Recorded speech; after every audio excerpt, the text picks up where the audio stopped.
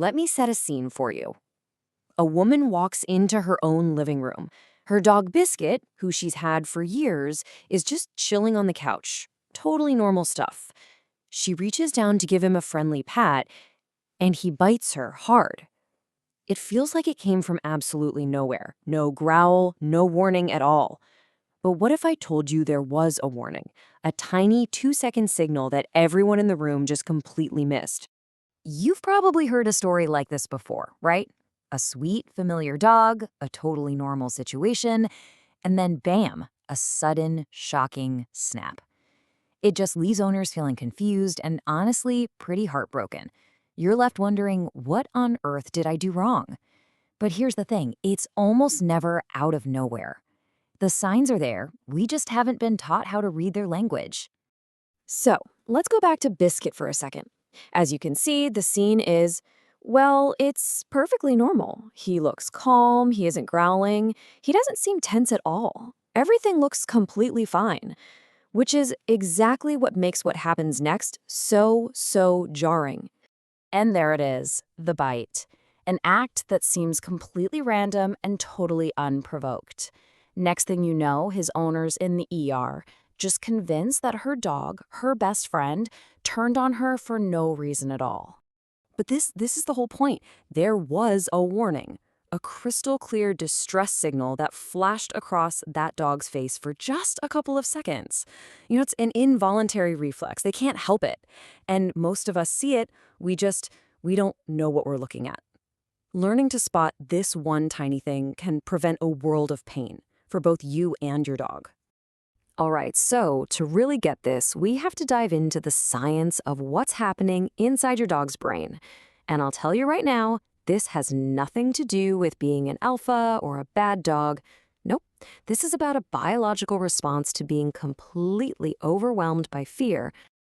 Okay, so when a dog thinks there's a threat, their body just gets hijacked by this fear response.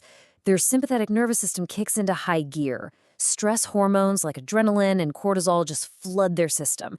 Their heart starts pounding, their muscles get super tense, ready for fight or flight. And then this very specific, uncontrollable reflex happens in their eyes. They can't stop it. It's like you trying to stop yourself from jumping when someone sneaks up on you. It just happens. Now, this is where it gets really interesting, because there's this huge disconnect between what we think we're seeing and what is actually going on. For decades, we were all told this was about dominance, right? That the dog was testing you and needed to be put in its place. But the reality? It's much simpler and, frankly, much more serious. The dog is in a state of pure panic. It's scared. And this is exactly where things go so wrong. Our human instinct is to correct the dog, right? To show them who's boss. But just imagine this. When you get firm with a panicked animal, all you're doing is confirming its biggest fear. You actually become part of the threat. And that is the exact moment a silent warning escalates into a very real bite. Okay, let me tell you about a rescue dog named Archie, because his story, well, it just brings all of this to life. What his owner, Marcus, went through is something that could seriously prevent a lot of heartache for someone watching this right now. Archie's story really shows how this anxiety can build up over time. He was always kind of a nervy dog, you know? He'd freeze up whenever guests came over. Then came the breaking point. Marcus saw Archie give his little nephew this hard, sideways look as the boy went in for a hug. He thankfully pulled the child back just in time. But then came the struggle. He tried to help by giving Archie calming tablets, but that just turned into this daily, super stressful wrestling match. And this quote just hits the nail on the head, doesn't it? If you have ever had to force a pill down a terrified dog's throat, you know this scene. The very thing that's supposed to fix the anxiety actually becomes a source of daily trauma, which just makes everything a million times worse. So this was the question Marcus was facing. I mean, he was at the end of his rope. He was even questioning if he could keep Archie. How could he possibly help his dog calm down when the treatment itself was a daily battle? What do you do? Which brings us right back to that 2-second signal we talked about. It's time to finally put a name to the face of canine anxiety. This is the exact warning sign that both Biscuit and Archie were giving off. It's called the whale eye. And let me be clear, it's not a conscious choice or some display of attitude. It is an involuntary physical sign that a dog's stress levels have hit the red line.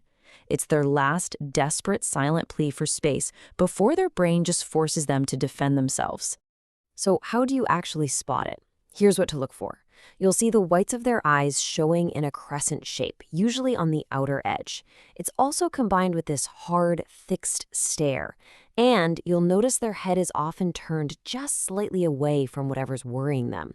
Their whole body will be rigid and tense. If you see that, that's your signal to immediately and calmly back off. This is so important to get. A dog showing whale eye is not being defiant or mean or aggressive for the sake of it. They are struggling. They are trying their absolute hardest to tell you, I can't cope, in the only way their panicked body will allow them to. Okay, so you spot the signal, you give your dog some space. Fantastic. But what's next? I mean, how do you prevent that panic from happening in the first place? For Marcus and Archie, the answer came from their vet, who completely reframed the entire problem for them. So this was the old way. We can all picture it. A daily traumatic event. It's a fight from start to finish, and all it does is reinforce the dog's belief that humans are a source of stress and fear. It's a horrible cycle. But the vet suggested a totally different approach. Instead of a pill, it was a calming supplement, but in this fine, tasteless powder. You just sprinkle it on Archie's food. That's it. No fight, no holding him down, no more daily trauma. Archie doesn't even know it's there. You see, the secret is in the delivery, but it's combined with a formula that's actually designed to lower that baseline nervous system activity. It doesn't sedate the dog or turn them into a zombie or change their personality.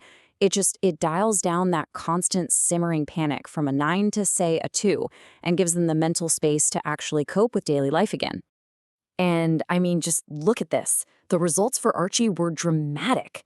His chronic anxiety went from what Marcus described as a 9 out of 10 all the way down to a 2. And the most amazing part? That terrifying whale eye warning, it just stopped appearing.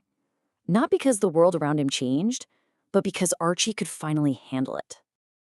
And this right here was the key insight from the vet. You can have the best medicine in the world, but it's completely useless if giving it to your dog is a traumatic battle every single day. The delivery method is just as important as the ingredient itself. So, I want you to take this knowledge with you. Think about the dogs in your life, your own dog, your friend's dog, a family member's dog. Now that you know what to look for, now that you can spot the whale eye, could you be the one who finally understands what they're trying so desperately to say? It really might just change everything.